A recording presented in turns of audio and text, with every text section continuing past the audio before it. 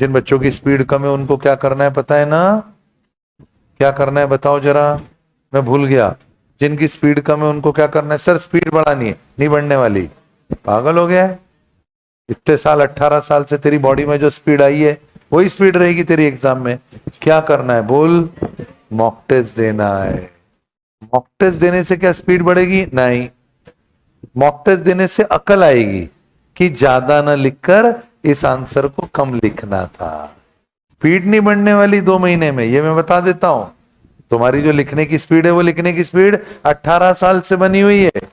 जो तुम कर सकते हो, मेरी बात याद रखना, 6 महीने खराब करके फिर वापस से मेरे सामने आके मत बैठ जाना कि सर चलो एक बार और पढ़ाओ। अरे पढ़ा तो मैं तेरे को 3 बार पहले से हूं, तो पढ़ पढ़ पढ़ पढ़ कर रहा है। पढ़ने का कोई जब गेम ही नहीं है तो स्पीड भी नहीं बढ़ेगी, फिर कैसे पास होगा? ये पूछी काम की बात। तू पास मेरी जान ऐसे होगा कि जब तू मॉक टेस्ट देगा तो भी तेरा मॉक टेस्ट छूटेगा, फिर दूसरा देगा फिर छूटेगा, तीसरा देगा फिर छूटेगा, चौथे में तेरे को अकल आ जाएगी कि स्पीड नहीं बढ़ रही बाबा। अपने को करना कुछ नहीं है, जो अपन एक एक पेज के आंसर लिख रहे हैं उसको आधे पेज पे कर देना है। और वो एक एक पेज के आंसर जब आधे पेज में आएंगे तो तुम काम काम की बातें लिखोगे।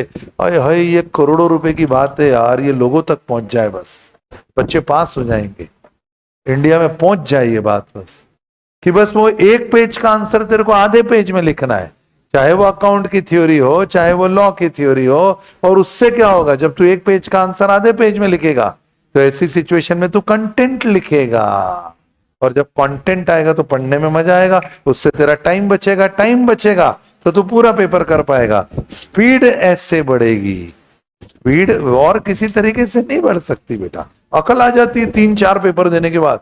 अरे यार हर बार साला 20 नंबर का लॉ छूटता है, हर बार साला अकाउंट 15 नंबर का छूटता है, प्रॉब्लम क्या है? प्रॉब्लम ये कि तू शुरू में भर भर के लिखता है, अब उसको छोटा कर करके लिख, पास हो जाओगे बच्चों। और क्यू और इको में क्या होगा? क्यू और इको में तुम क्वेश्चन छोड़ छोड़ के आगे बढ़ोगे। पहला देखा छोड़ा आगे बढ़े, नहीं आया छोड़ा आगे बढ़े, जरा सा बड़ा क्वेश्चन दिखा 4 लाइन का छोड़ा आगे बढ़े, ये करा आगे बढ़े, डिफिकल्ट है आगे बढ़े, नया क्वेश्चन है आगे बढ़े। ऐसे करते करते तुम 100 क्वेश्चन तक पहुंच जाओगे।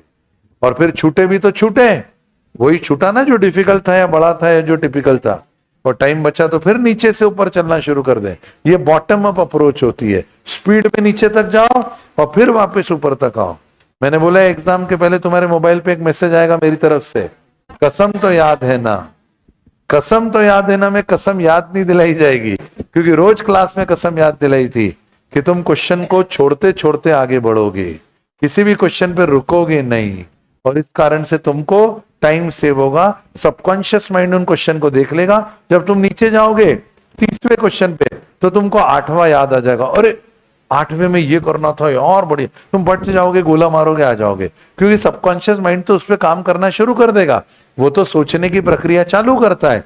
1/8 होता है कॉन्शियस माइंड, 7/8 होता है सबकॉन्शियस माइंड, जिसको हम एग्जाम में यूज कर सकते हैं अगर हम क्वेश्चन छोड़ छोड़ के आगे बढ़ते चले जाए। ऐसे तुम पास हो जाओ।